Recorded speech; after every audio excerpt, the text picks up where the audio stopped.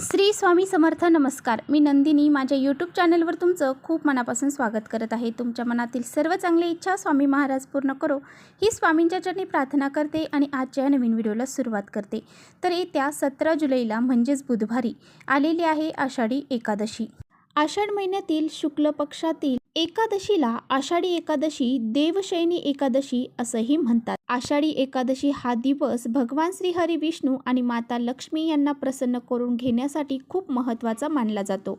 या दिवसापासूनच भगवान श्री हरी विष्णू जे आहेत तर ते क्षीरसागरात आराम करण्यासाठी जातात, म्हणजेच निद्रिस्त होण्यासाठी जातात. असं म्हटलं जातं की या दिवशी भगवान श्री हरी विष्णूंची विधिवत पूजा करून त्यांना झोपवलं जातं.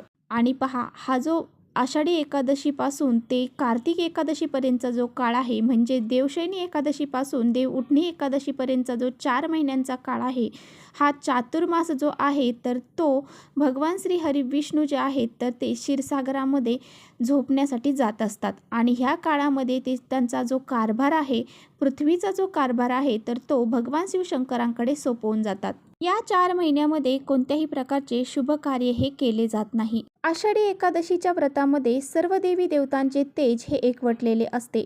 त्यामुळे ह्या एकादशीचं व्रत जर आपण केलं आणि काही उपाय आणि सेवा जर आपण केल्या तर आपल्याला याचं पुण्यफळ हे प्राप्त होते. हा दिवस अतिशय शुभ असल्याने या दिवशी काही प्रभावशाली उपाय देखील केले जातात. आजच्या व्हिडिओमध्ये मी तुम्हाला अतिशय प्रभावशाली असे 5 उपाय सांगणार आहे. 1 रुपयाचं नाणं आपल्याला अशा एका ठिकाणी ठेवायचं आहे. हे जर आपण ठेवलं तर माता लक्ष्मी तुमच्याकडे आकर्षित होईल आणि वर्षभर धन, पैसा, संपत्ती कमी पडणार नाही. त्याचबरोबर काही 5 उपाय देखील मी तुम्हाला सांगणार आहे. तर हे 5 पैकी कोणताही एक उपाय तुम्हाला आषाढी एकादशीच्या दिवशी आवर्जून करायचा आहे. हे उपाय कसे करायचे आहेत याबद्दलच आजच्या व्हिडिओमध्ये आपण जाणून घेणार आहोत. त्यामुळे तुम्ही कुठेही व्हिडिओ स्किप न करता शेवटपर्यंत नक्की पहा, जेणेकरून तुमच्यापर्यंत योग्य ती माहिती पोहोचेल. आपल्या चॅनलवर जर तुम्ही नवीन असाल तर चॅनलला लगेच सबस्क्राईब करा आणि असेच माहितीपूर्ण व्हिडिओ पाहण्यासाठी बेल आयकॉनलाही प्रेस करा, म्हणजे मी जेव्हा नवीन व्हिडिओ अपलोड करेन त्याचं नोटिफिकेशन सर्वात अगोदर तुम्हाला भेटेल आणि तुम्ही एकही व्हिडिओ मिस करणार नाही. त्याचबरोबर कमेंट्समध्ये ओम नमो भगवते वासुदेवाय नमः हे लिहायला विसरू नका.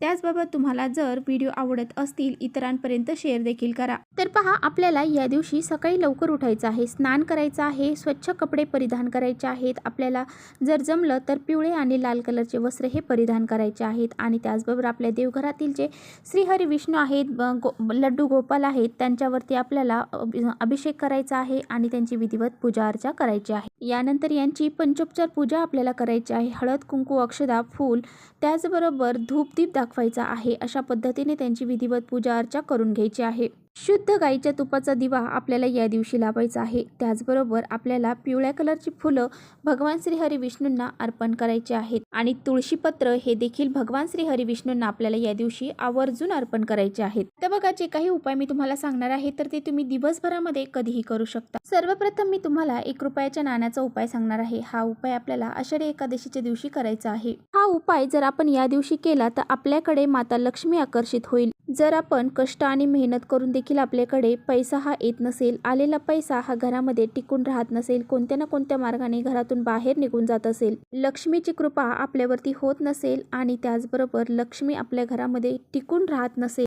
तर तुम्हाला हा उपाय आवर्जून या दिवशी करायचा आहे. कारण माता लक्ष्मीला प्रसन्न करून घेण्यासाठी हा दिवस अतिशय महत्त्वाचा मानला जातो. त्यामुळे या दिवशी माता लक्ष्मीला प्रसन्न करून घेण्यासाठी आपल्याला हा एक उपाय करायचा आहे. हा उपाय करण्यासाठी सर्वात अगोदर देवाची पूजा आपल्याला करून घ्यायची आहे. त्यानंतर तुम्हाला 1 रुपयाचं नाणं घ्यायचं आहे. नाणं तुम्हाला भगवान श्री हरी विष्णू किंवा विठ्ठलाची मूर्ती असेल किंवा बाळ लड्डू गोपाल असतील त्यांच्यासमोर हे 1 रुपयाचं नाणं तुम्हाला ठेवायचं आहे. त्यावरती तुम्हाला 1 तुळशीपत्र ठेवायचं आहे आणि दोन्ही हात जोडून तुम्हाला लक्ष्मीला प्रसन्न करून घेण्यासाठी प्रार्थना करायची आहे. जी बी काही इच्छा आहे तर ती तुम्हाला व्यक्त करायची आहे. दिवसभर हे नाणे तुम्हाला तिथेच ठेवून द्यायचं आहे. त्यानंतर दुसऱ्या दिवशी सकाळी उठल्यानंतर, दुसऱ्या दिवशी गुरुवार आहे आणि गुरुवार हा भगवान श्री हरी विष्णूंचाच वार आहे. विष्णूंना प्रसन्न करून घेण्यासाठी हा खूप महत्त्वाचा दिवस मानला जातो. त्यामुळे लवकर उठायचं आहे, स्नान करून घ्यायचं आहे आणि ते नाणं तुम्हाला तिथून उचलायचं आहे आणि लाल रंगाच्या कपड्यामध्ये आणि ते नाणं लाल कपड्यामध्ये बांधून तुम्हाला तुमच्या पैशाची तिजोरी जिथे आहे त्या ठिकाणी ठेवून द्यायचं आहे. असा उपाय जर आपण केला तर आपल्या घरावरती जी लक्ष्मी माता आहे तर ती प्रसन्न होते आणि आपल्या घरामध्ये कधीही धनधान्य, संपत्ती, ऐश्वर्याची कमी पडत नाही. आणि म्हणूनच जर तुम्हाला नेहमी पैशांच्या अडचणी जाणवत असतील तर तुम्हाला हा एक उपाय नक्की करायचा आहे.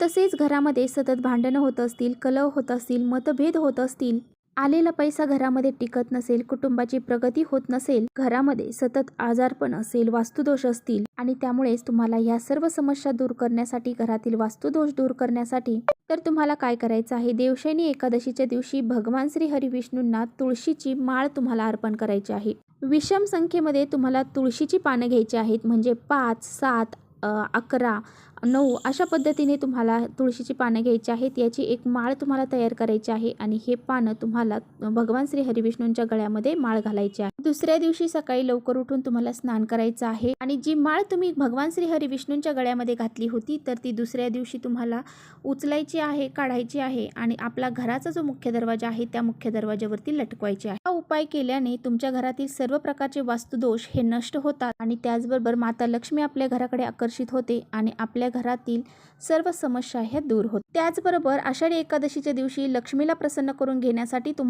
धान्य तुम्हाला या दिवशी दान करायचं आहे. धान्य दान करताना तुम्हाला यामध्ये तांदूळ जे आहेत तर ते तुम्हाला चुकूनही दान करायचं नाही.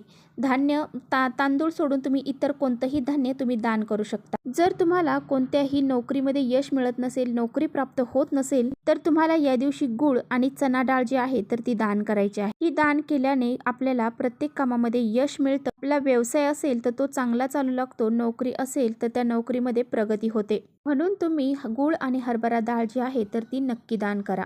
तसेच या दिवशी तुम्ही ब्राह्मणाला पिवळे वस्त्र दान करा. त्याचबरोबर भगवान श्री हरिविष्णू आणि माता लक्ष्मी यांची आषाढी एकादशीच्या दिवशी पूजा करण्याची परंपरा आहे. म्हणूनच आपल्या घरामध्ये असणारी जी तुळस आहे तर तुळशीला साक्षात माता लक्ष्मीचं प्रतीक मानलं जातं आणि म्हणून तुम्हाला या दिवशी तुळशीपाशी शुद्ध गाईच्या तुपाचा दिवा लावायचा आहे. दिवा लावत असताना त्याखाली तुम्हाला तांदळाचा आसन द्यायचा आहे किंवा तुम्ही हळदीचा आसन देखील देऊ शकता. असा दिवा तुळशीला जर आपण लावला तर आपल्यावरती भगवान विष्णूंची विशेष कृपा राहते. तर अशा पद्धतीने जे काही छोटे छोटे 5 उपाय मी तुम्हाला सांगितलेले आहेत तर ते तुम्हाला आषाढी एकादशीला आवर्जून करायचे आहेत. तर चला इथेच थांबवते माझा व्हिडिओ आवडला असेल तर नक्की लाईक करा. चॅनलवर नवीन असाल तर चॅनलला सबस्क्राईब करा. परत भेटूया अशाच छानशा व्हिडिओसोबत. तोपर्यंत श्री स्वामी समर्थ.